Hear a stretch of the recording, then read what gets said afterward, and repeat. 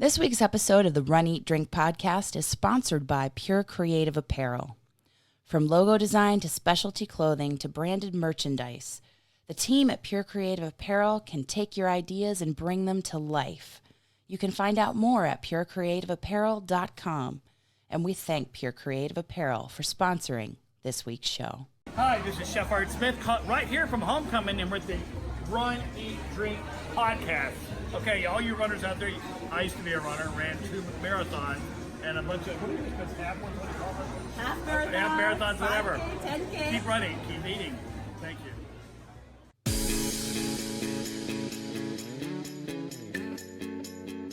Welcome to the Run, Eat, Drink podcast.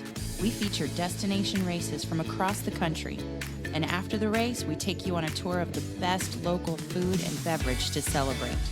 So whether you are an elite runner or a back of the packer like us, you'll know the best places to accomplish, explore, and indulge on your next runcation.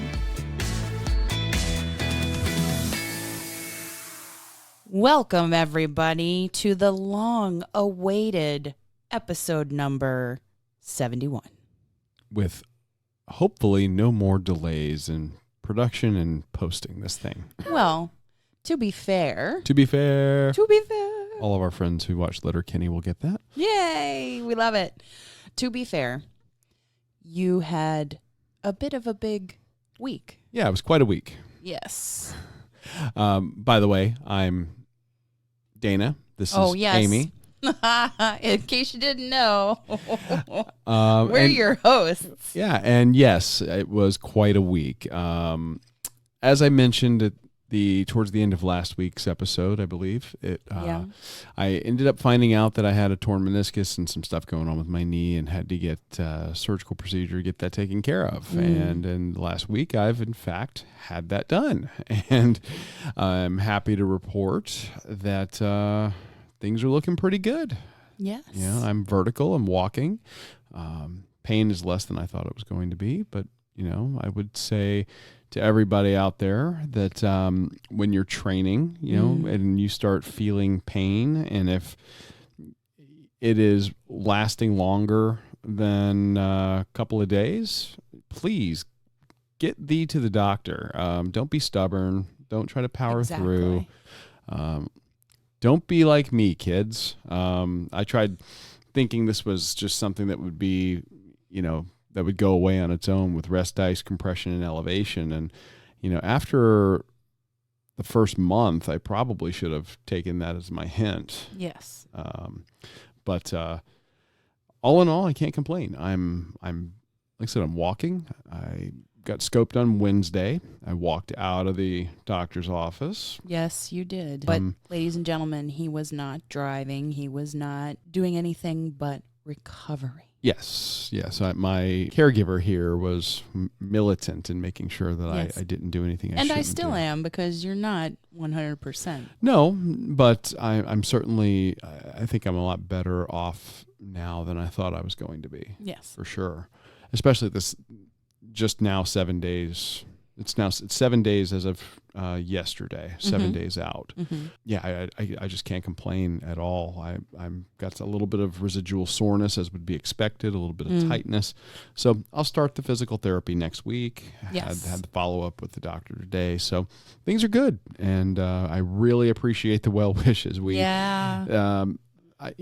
all the things you would think, well, the knee surgery shouldn't hold up your recording of the show.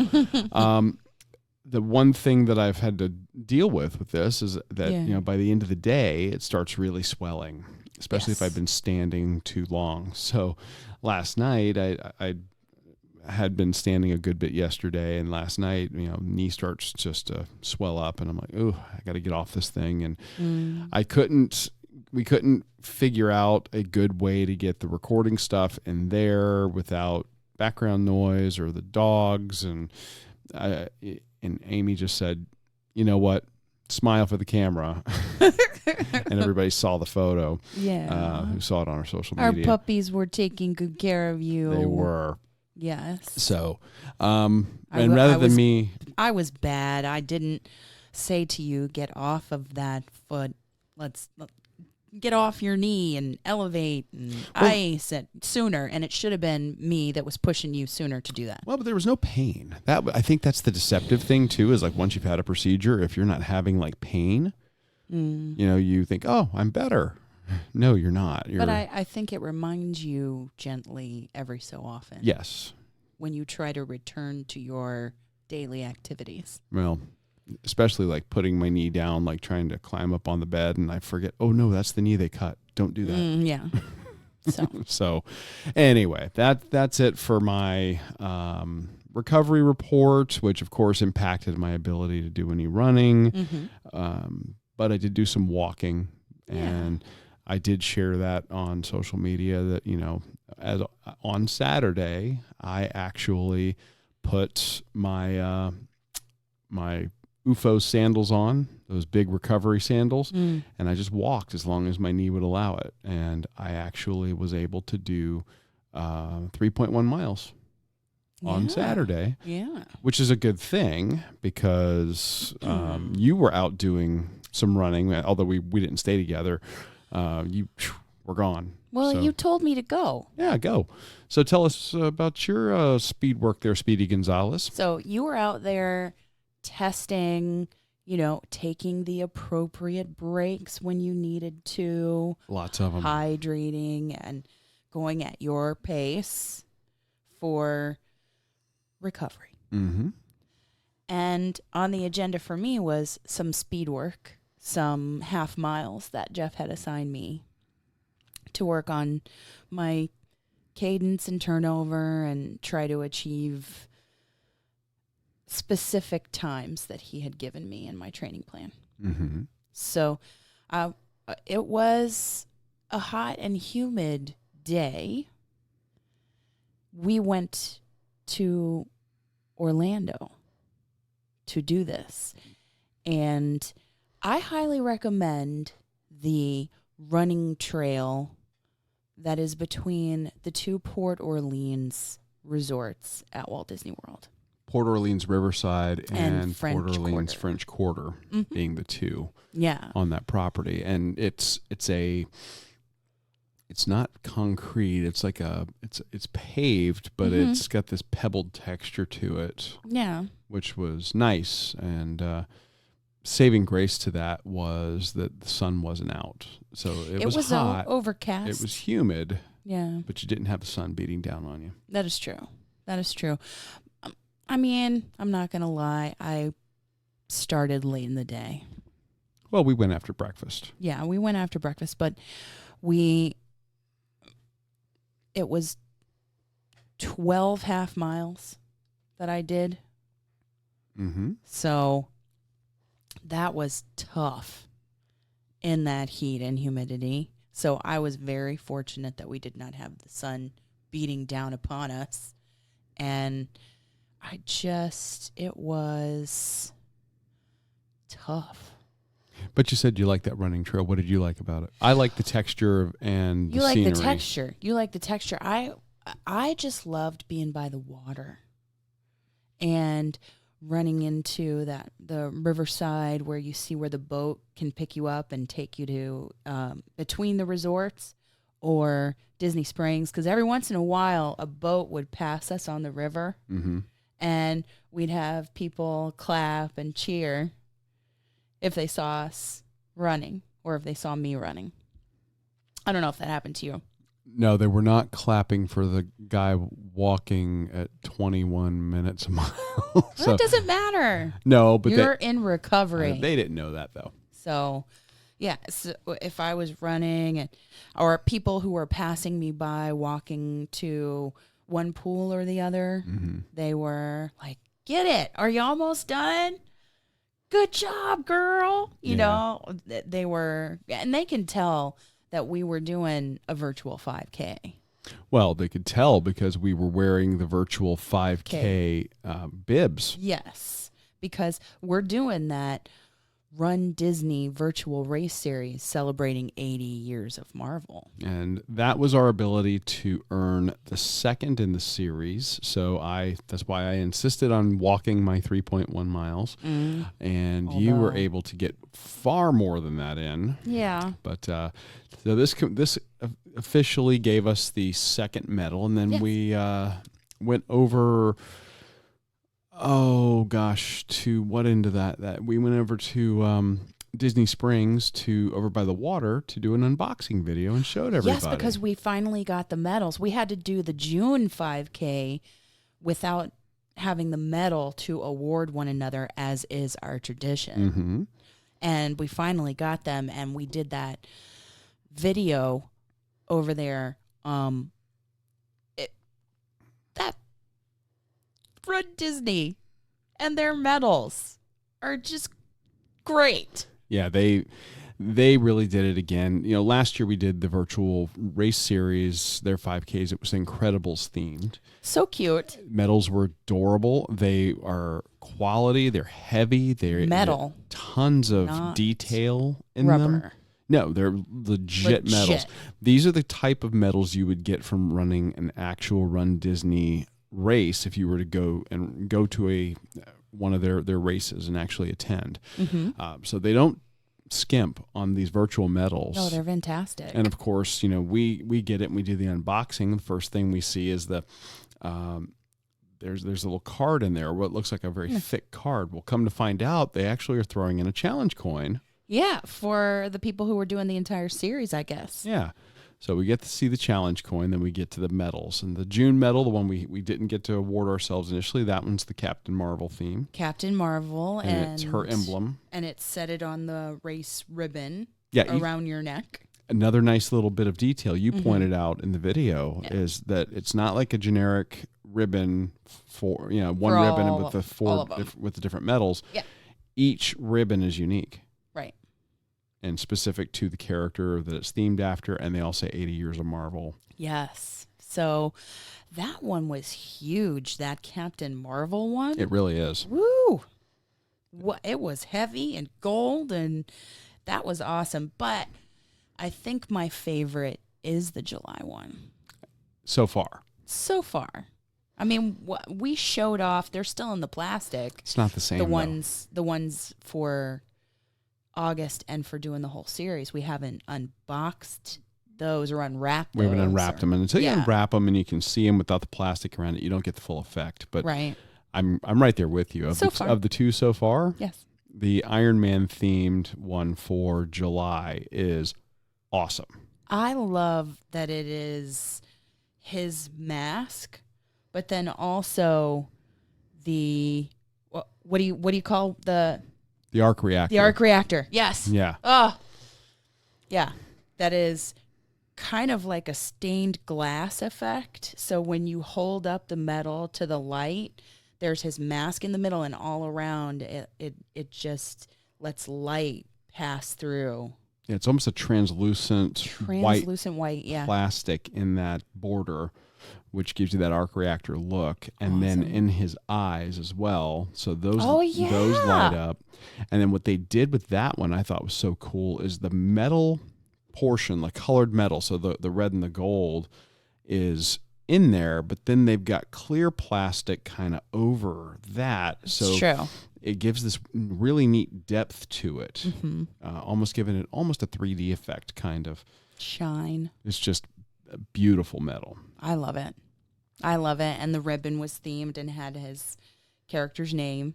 Mm-hmm. And they were different colors, those two different ribbons. Yeah, and that's the other thing. If you let's just say this is your first time doing a virtual race or your first foray into running, and you're going to get some medals and you're going to start your own medal hanger. This is a beautiful way to do it because by the time you're done, the medals are all very different. Mm-hmm. The ribbons are all different, and your medal hanger is going to look pretty awesome. Yeah.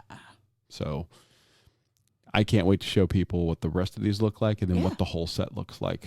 Ooh. We'll get some photos and show everybody how that's going to be. Yes. 2 down. 2 down, 1 to go, and then 2 medals. Bonus medal. Yes. Yeah. So that, I mean, and so next month we're going to head back up and do it again. We're going to make this virtual 5K not so virtual by doing it to continue the tradition on the Disney property. So more to come on that. Yeah. But once the running was done, you know what that means. It's time to eat and drink. And there is no shortage of phenomenal food and beverage. So hard to choose. In the Disney area. And when we were initially talking about doing this, a big part of our discussion was, do we stay on the Disney property? True. Do we explore and show people some of the other stuff that the Metro Orlando area has to offer? Because there's a lot out there in addition to Disney. But since it's a Disney race series, we decided, no, we're going to stay on the property. And there's so much that we really haven't covered or things that might need to be revisited. Speaking of revisiting, you know, I was on the social media and I just happened to see that Chef Art Smith's Homecomin was turning 3. Homecomin. I got it. Turning 3 on a day that we would be there. And why is that a big deal? Why is that a big deal? Yeah. Well, I mean, he's awesome. Yes, he is. And on the social media, it said he would be there giving away his Hummingbird Cake. Which is also awesome. Yes. It's also a big deal because his menu is so awesome. There are so many things that you just want to try. Last year, we featured his thigh-high chicken biscuits. Yes. Yeah. And they were amazing. They really were. We'll link back to that episode in the show notes so that you can take a look at that video. We actually did that one on video. And I mean, the dish is gorgeous. The food. How would you describe his menu? What would you call it? Southern, down-home, comfort food. Yep. Classics. But it's elevated. Yes. But it's so tasty. So tasty. And they are so busy there. Oh, my goodness. And the quality of the food, no matter what time of day you come, or if you are the first patron or the last, it's incredibly delicious. We've had such amazingly consistent service there and food quality. Yeah. I cannot speak highly enough of the restaurant as a whole and the items that we've discussed. We've never had a bad thing. We've never even had an average thing there. True. Like there are what a lot of people don't realize, you know, we have our rule of, you know, we don't cover things that we don't like. That doesn't mean that we don't go to try places and that there aren't things that we don't like. You just don't hear about them. Right. Because there's plenty of negativity on the internet. We refuse to do a negative eating or drinking. No, we're not telling you what to avoid. segment. We're telling you what to do. We're telling you what's good. And I can safely say, if you like classic American Southern cooking, comfort classics, this is the place for you. And it was great because, you know, we got our reservation, we got there, we get seated, and the man himself, he was there, is doing the rounds. He is working the tables. He's taking photos. Wow. People are buying his cookbook. He's doing custom Autographs. signatures and autographs and dedications and just checking on the tables. Making sure everybody is happy, celebrating. And it was packed. And it was. I mean, I don't think there was an empty table in the place. And if it was empty, it was just being cleaned up for the next one and the next one and the next one. And I like that they have the open kitchen kind of thing. I mean, it's not an open kitchen, but you can see the food as it's being picked up by the servers and taken to the tables. Oh, my goodness. They're frying a lot of chicken there. Yeah. I was so excited that he took time to come and talk to us. Yeah. So we're sitting there and he makes eye contact. He comes over and. Well, I was looking at him. Yeah. Well, to be fair. Makes contact. Yeah. Or makes eye contact with you, though. Comes over. And plops right down with us. Sits right down in a chair next to me. For maybe 5 or 10 minutes. And I was like, I've seen this guy on Chopped. I've seen him on Iron Chef, Next Iron Chef, I think it was. I don't know how many years ago, but and he sat down and I was telling him how we were featuring those thigh-high chicken biscuits last year on the podcast, and I gave him a little sticker and a card, and he said, oh, yeah, you know, I've run marathons. Hello, Chicago, Marine Corps. Yeah. And he's talking about times, I was in, 4.5 hours? Yeah. Something like that, he said. And he's telling us about his training coach and about how his coach was so strict with the training plan and what he was eating and how often he could stop on the course in order to make his time. Including his bathroom breaks. I mean, we had quite a conversation and covered a lot of things that you wouldn't think. But I mean, he was really, he's been there and done that, and he's been through it with the running training. And I was even thinking, like, man, how does that work? If you're a chef, you're around all this amazing food, you have to taste this food, to do your job. That has to be hard. And yeah, I mean, and then on top of that, you're trying to have that food discipline for your training plan. I mean, that's really tough. Yeah. And he was fantastic, though. He sat with us for a little bit. He took pictures, and just cannot thank Chef Art Smith enough for the time he took with us. Yeah. And we're hoping to maybe have him back on the show. I hope so. At some point in the future. I hope so. Or have him on the show at some point in the future. Well, I mean, yeah. That'd be fantastic. It would be awesome. But while we were there, we did take advantage of some amazing food, and we grabbed a couple of things to split, and I think that was really smart. Because the portions are huge. Are so big. And we ended up we started with an appetizer. Yes. This really was just calling to me when we sat down, and you asked me what I wanted. I said this, and you're like, are you sure? I'm like, oh, I'm sure. This is what I want. And it's their fried green tomatoes appetizer.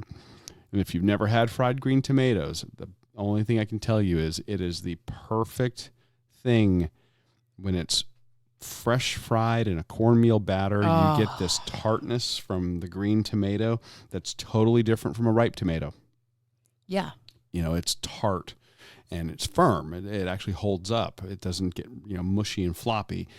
And these little fried green tomatoes, they're probably silver dollar size, maybe a little larger. Yeah, they were smaller. And I think that was smart. And they top them with shaved country ham. Oh, my goodness. This perfect level of salt and that ham, peppery arugula, and then a remoulade to give it a little bit of creaminess, tartness, and spice. Yeah. Oh, it was fantastic. And those fried green tomatoes, they hold up when you go to bite into them. The breading doesn't fall apart. Doesn't slide off. And the ham provides the saltiness, and the arugula, the peppery bite. So it's like all the notes. But it's not. The tomato is not overly sweet like you get in some red tomatoes. They're just really, really almost overly ripe. Yeah, ones. No. These are tart. I mean, that's perfect. That's exactly what you want in a fried green tomato. What a great appetizer. The only way this appetizer gets better is if you take like 6 of those and put it on a brioche bun and make a giant sandwich out of it. You could do sliders with the size that we got. You could do like with a potato bun. I like where your head is at. I would eat that too. Or a Hawaiian roll or something like that. I don't know. But they were great on their own. That appetizer, fantastic. If you get that appetizer, it's enough for 2 people to split. It is. And I think that in visits past, we've actually gotten that, like one of us got that as an entree. Yeah. I think when we got the thigh-high chicken biscuits. Right. Yeah, because they are huge and filling. Yes. But so we knew that we would not each be able to conquer a full entree. No. As much as we would love to. But we also knew that we wanted to get something that was really a signature item for him. So we got the fried chicken with donuts. And mashed potatoes. It's not chicken and waffles. No. It's chicken and donuts. It's chicken and donuts. And it's Creative not like the play. donuts you get at, corner store or grocery store. It's not powdered sugar donuts out of the bag. No. I mean, they have their place. Yeah, they do. In snack time and breakfast time, but there's nothing like those sugar donuts. Oh my God. Cakey, perfect, warm. The sugar. And they weren't huge. I was expecting them to actually be huge donuts, like Krispy Kreme size, but no. And then they didn't have glaze. They just had they weren't coated in powdered sugar. Sprinkled with sugar. It was like a dusting. Yeah, it's sprinkled. like a dusting. And it was fantastic. Maple syrup, mashed potatoes, and maple chicken. Syrup with it had like a hint of sorghum molasses in it. So a brown sugary. Very type. much so. And that with a little bit of the donut, with a little bit of the chicken. Oh, yeah. You had the sweet, the savory, the crunchy, the soft and buttery. You had the perfect bite by doing that. Yes, but the chicken was also amazing with the mashed potatoes. Oh, yeah. Oh, and you get a breast and a thigh. Or you can also mix it up and tell them that you want. They'd have done 2 thighs or 2 breasts. Whatever. But I wanted to try both the dark and the white meat. And they were juicy and tender. And the breading was just crunchy. It was very obvious when you bite into this food or into this chicken. They're not just pulling it out of a bag and dusting it and frying it. This is brined.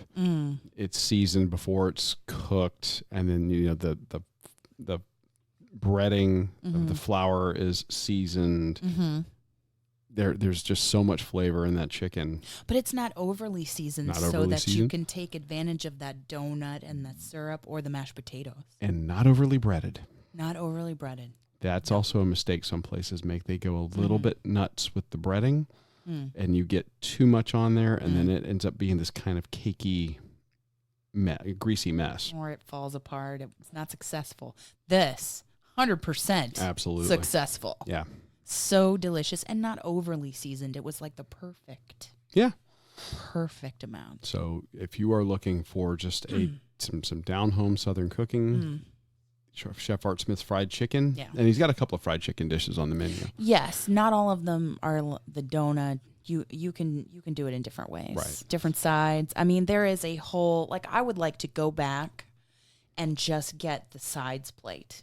That you can pick multiple sides. It's all Southern sides. Yeah, that's what I would love to do. There's a farmer's market here locally that I go to that will let you do that. They have Southern soul food, and I'll do 4 sides or 5 sides, and that's the whole meal. So and it just sometimes the sides are the best part of the meal. Absolutely. So, and I'm not gonna lie and say I had plenty of room for dessert because I didn't. But we had enough. But we had to have it. It was celebrating their 3rd anniversary. Yeah, they had the first 150 or 200 tables that got a free slice of Hummingbird Cake. And you would think for a big promotion like that, they're going to just, give you a small sliver or give you a small piece, or they're going to custom cut or custom bake, small versions of this. Oh no, my friend. Huge. This Hummingbird cake is the size, the portion you get is the size of a brick. Yeah. Easily. A large brick. A large brick. And it is a pineapple and banana cake with cream cheese frosting. What did our server say? It was like a carrot cake and what else had been married together? Oh, I forget Did what she say pineapple upside down cake? Yes. No. Yeah. Yes? Yeah, that's kind of the way she described it, and she's not wrong. That cream cheese frosting is super reminiscent of a carrot cake. Yeah. But the pineapple and the banana gives it a totally different flavor. So good. Little raspberry gastrique and vanilla bean ice cream. So good. On the side. Soft, moist cake. Yeah.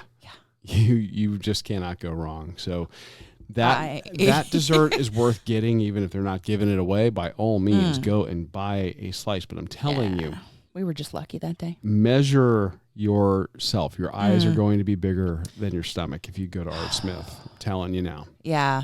I think that we had a really good strategy for if you're going to have an appetizer and you're going to have dessert, splitting an entree is smart. Oh, absolutely. So. And it also gives you a chance to try more stuff. It does. So, but, we got fed, and then it was time to get something to drink. Absolutely.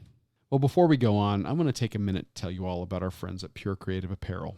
Anybody can silkscreen a shirt. Look, we know it's true. I did it as a project in high school. But the team at Pure Creative Apparel is really much more than that. They will take you through the entire process to create your custom items, right from the very beginning with the design of your artwork or company logo, then create mock-ups to show you what the finished product will look like and help you select just the right high-quality name brand clothing or other merchandise on which you're going to place your artwork or your logo. And then they'll get you your items fast. Or if you're not looking to get into the whole online sales thing and you don't want to worry about inventory, packaging, shipping, and all of that, Pure Creative Apparel has a complete e-commerce package available. So whether you're a school, church, or club needing just a few shirts for a special event, or a company looking for a complete branding package, Pure Creative Apparel can help. Find out how by going to purecreativeapparel.com. And we really thank them for their support of the Run, Eat, Drink podcast. So when you're at a place like Disney Springs, it is just designed to be this kind of outdoor lifestyle, almost a mall, except the shopping area is kind of off in one area, and then the rest of it is food, bars, dessert places, all of these neat nightlife and dining spots that you can check out. Yeah, it's like if you're not a kid going to Disney and you want like an adult playground. Which actually, when this used to be Pleasure Island. It used to be Pleasure Island, and by that I mean you want to maybe go bowling, or you want to shop, and you want to do some things, have a little bit of time away from the kids. Let them go to the parks. Yeah, let them go to the parks. I mean, if they're old enough, but it's a great place for adults to come hang out, have drinks, and have some fun. Yeah. And they have a number of spots to stop in, and they'll have either like a window that has counter service so you can grab and go. Yes. And one of those places is one that you wanted to check out for your drink this week. I did, because I had seen pictures on social media of this drink called the Frozcato. And like frozen Moscato. Like those two words smushed together.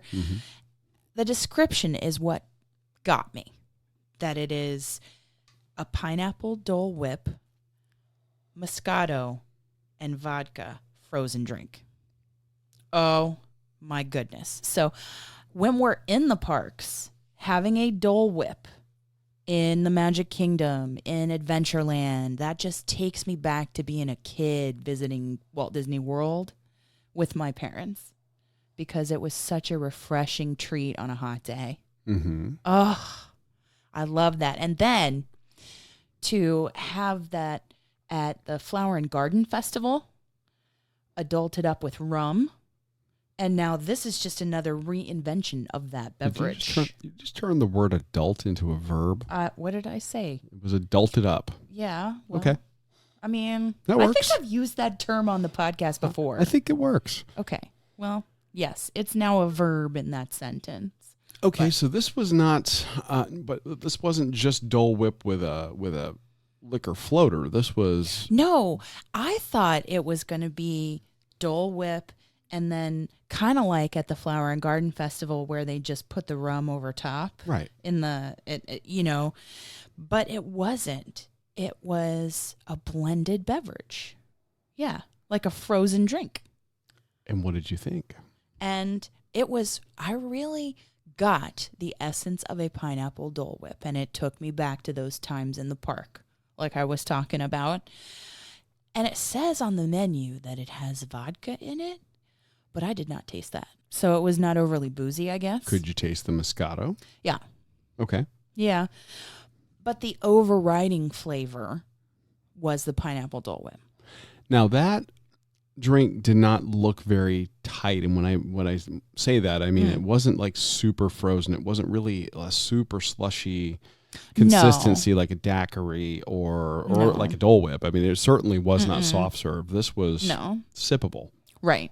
It was more liquidy than I anticipated, if that makes sense. Absolutely. Yeah. But would I order it again? I really want to go back there, and we at the basket at Wine Bar George is where we got it, at that the counter, the walk up. That's the walk up. That's the walk up right next to Wine Bar George. You can get a picnic basket of some of their small plates, or like cheese and wine. We need basically to go, like a little charcuterie wine and cheese. We need to go back there. They have sandwiches and things like that inside. I want to go back to Wine Bar George. It looks like it would be very good. The menu looks amazing. Yeah. So, but this was at the basket, their walk up window. So that you would recommend this? I would. And especially when you're walking around there, because truth be told, when it is a hot day and the sun is shining, it would be very refreshing as you walk around and have some fun at Disney Springs. And I was going to say, and you think that this maintains itself, or it stands up to comparison with the traditional Dole Whip? It depends on the consistency that you're looking for. Fair enough. You know what I mean? If you're looking for soft serve, you're going to be disappointed. Right. But if you're looking for a drink that captures that. Yeah. Okay. Yeah. So it depends on the consistency and whether or not you want alcohol. Sure. Well, I don't think you're going to Wine Bar George to. I think you're right. Yeah. You have certain expectations. There's a certain implication by choosing that as your place to get your beverage. Yeah. Yeah. I would go back and I would get it again just for the sheer nostalgia of the drink. And the Dole Whip is amazing. It's killer. So love that. But you took a different tack. I did. Now, we are in the same general area there at Disney Springs. Mm-hmm. One of our favorite spots that we've talked about, we've covered on the podcast before, is Raglan Road, which is boring burger. Phenomenal Irish pub with live music, dance, and probably one of the strongest menus of any restaurant there on the Walt Disney properties. We've been numerous times, and again, consistency of the food, consistency of the service. We have had nothing but fantastic times there. So that is a consistent favorite of mine. I'm the guy that's no, I don't want to go anywhere new. I want to go to the place that I know I'm going to get an amazing meal and some good music. It's true. But they do have a beer that is brewed for them that comes out of Crooked Can Brewing right there in the greater Orlando area. Mm-hmm. And it's called Tree Wishes, and it is their Irish Red. It's amazing. And they serve it at Raglan Road inside, and they have a beer cart outside that basically is for the folks that are having to wait to get seated. You can have a beer and then you can kind of walk over and stand outside of their outdoor seating area, outside the fence, and you can watch the live music that they've got going outside. Yeah. And you can enjoy a beer while you're doing that. I am a huge fan of this beer. Yes. We've sampled all the original stuff that's there, and I would say I keep coming back to this one because it's just that good. This is a traditional Irish red that's very malty. It's got just a hint of bitterness on the end, but not much. I mean, it officially clocks in at 5.5% ABV and only 18 on the International Bitterness Unit scale. If you put your stock in that, not that bitter, not bitter at all on the beginning or on the palate. It's just a little lingering something in the back of your mouth at the very end. Super drinkable, just a fantastic Irish red. Yeah. And I can't believe that I was calling it Try Wishes forever. Oh, well, I was calling it Try Wishes just until today. We're doing some episode research, and we see some people talking about it online, and I'm like, Tree Wishes. So I said, call the brewery. So we called. Had them on speakerphone. I wish we'd had a microphone going. I know. Because you can hear the cacophony of what's going on in the background. And, busy place. And we're like, hey, settle a bet for us. What is your beer? What is the proper pronunciation of this beer? And he's like, is this a prank? Yeah. At first I thought he said, is this Jake? Right. But he said, and I was like, no, it's not a prank. And he says, Tree Wishes, and hangs up on us. He hung up. So he was busy. To the employee who's working at Crooked Can Brewing, if you are listening, we appreciate you giving us the information. We are sorry if we sounded like we were prank calling you. I'm so sorry. But, we wanted to get it right for accuracy's sake. And, we appreciate you doing that for us. So thank you. We can't wait to come visit there.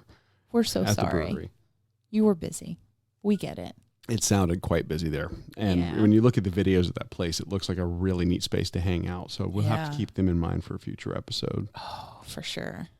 Because if they're making that for Raglan Road, can you imagine their other offerings? Exactly. Right? Exactly. Let's go. We're going to be up there in August. We are. So, but I think we're going to probably stick to the Disney property again for that run. Yes, I think so. There's so much to offer there, but we are going to do some stuff off the Disney property in the coming months. Eventually. Yeah, we'll get there. Yes, it's just a mecca for food and beverage, and when you're there doing a RunDisney race, it just seems appropriate. And it is an embarrassment of riches there, because even in this short trip that we did to do this race, we got way more than we could fit into this episode. Indeed. So we have a quick bite coming up about that's another breakfast breakfast item and coffee item. Yes. So we're going to be bringing that to you guys, and that is a little thing that we found at the Port Orleans. I'm gonna let you say this because I can. Okay, Port Orleans French Quarter. Oh, you cheater! That is not the word I'm pointing at. Sassagoula. That's the one. Float Works and Food Factory. Yeah. Yeah. So we found a hidden, I don't know if it's called a hidden gem. I don't think it's hidden. But we found a gem in what really amounts to their cafeteria style quick service dining location there that you cannot miss. Yes, we will talk more about it. We'll talk more about that on the quick bite. bite. So next week, we are headed to Key West. Actually, as we record this, we are going to be hitting the road heading southbound tomorrow morning. Yes. Because we registered for a non-refundable 5K. A sunset. Amy got excited about a nighttime race and hit the registration button before all this surgery happened. Hey, the surgery happened unexpectedly, so we planned a bunch of stuff. We did. Including Alaska. So yeah, the goal is get better for Alaska. So, well, we're working on it. We are working Nice, easy, slow, and steady. So what better way to maintain your endurance and training and take it super easy, but a beautiful sunset 5K. that you can walk that has like no real time restriction. Well, the good news is we know based on just the little walk that I did last Saturday, which was just 2 days out from the surgery, that I was able to do 20, 21 minutes a mile then. Good. So if I can do 20 minutes, 19 minutes a mile now. Well, let's not be too hasty. I should be okay. And at least I get the mileage in and, like you said, maintain that conditioning and yes, not overdo it. So we're going to participate, but we're going to do it at a comfortable and healing pace. Absolutely. And we're going to bring you some awesome food and beverage from Key West. I'm looking forward to it. For sure. We will link back to the last couple of episodes we did in Key West. We've already shown you guys some amazing spots down there. Yes. There is much more to show you. There's no shortage of fantastic food and drink in the Keys, specifically Key West, but we may show you some stuff in some of the upper Keys as we make a day of our trip down there. Yes. Which is so much fun to do. In the meantime, we need your help. We do, because we're going to Key West, but then we have the August 5K, the Black Panther medal, the last in the series of the RunDisney virtual race celebrating 80 years of Marvel. It looks good. And we can't wait to get that and then have the icing or, cherry on top of the sundae or cake or whatever it is. The challenge medal. The challenge medal, the bonus medal. Can't wait. Can't wait. But we need to know, when we return to Disney, where should we run? We've run the Port Orleans kind of trail. Mm-hmm. But where should we run that last 5K? So for those of you who have either been to Disney and you know the area and you've got some recommendations, or maybe you're not so familiar with it and you'd like for us to check something out for you and show you. This could be in a park. This could be at a resort. Yeah. Totally your call. We have annual passes, so we can get in anywhere. Yeah. So tell us where we should run and, of course, eat and drink. Yes, we have featured several tasty treats and refreshing beverages, but we need to know, what should we bring our listeners? And again, this could be somebody who, and there are tons of Disney foodies. There are specific foodie groups on Facebook that are just about eating at Disney. Maybe you're one of those. Podcasts just about Disney. Or maybe you're planning your vacation, you're doing some research yourself, and you want to get a little bit of advanced recon. We are your people. Yes, tell us where to investigate for you. And you can tell us by calling 941-677-2733. Is that 941-677-2733? No. 941-677-2733 is the number. Leave us a message. Leave us a message. We'd love, try to keep your suggestion to about 30 to 60 seconds, and we'd love to feature you on the show. Definitely. Or if you don't want to hear your voice, but you still want to ask us the question, shoot us an email.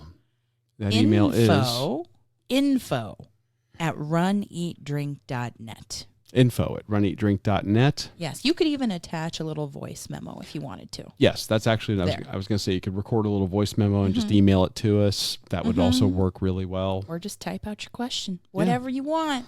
So we'll be asking for those again over the next week or so. We'll kind of remind everybody. Yeah. But we have got to wrap this up. It's going to be a little bit shorter tonight because we got to pack. We do. We got to go. So we are looking forward to showing you guys some of the adventures we're going to have on the way down to Key West. Absolutely. And to bringing you this, I think, is going to be a gorgeous race. Oh, I hope so. Weather permitting. I haven't looked at the forecast, so. Weather permitting. Yeah. So can't wait to bring you that next week. Yes. And I'm looking forward to it on the road to recovery. Yeah. So. We're hanging in there and we're recovering well. So for the Run Eat Drink podcast, I'm Amy. And I'm Dana. We'll talk to you next week. Thanks for listening to this week's episode of the Run, Eat, Drink podcast. We're having a great third year because of your support. Don't forget to follow us on Facebook and Instagram at Run, Eat, Drink Podcast. And on Twitter, we're at Run, Eat, Drink Pod. You can also give us a call at 941-677-2733 or shoot us an email at info@runeatdrink.net. Visit our website at runeatdrink.net and click on the subscribe link so you don't miss a minute. Accomplish, explore, and indulge right along with us. We'll talk to you next time.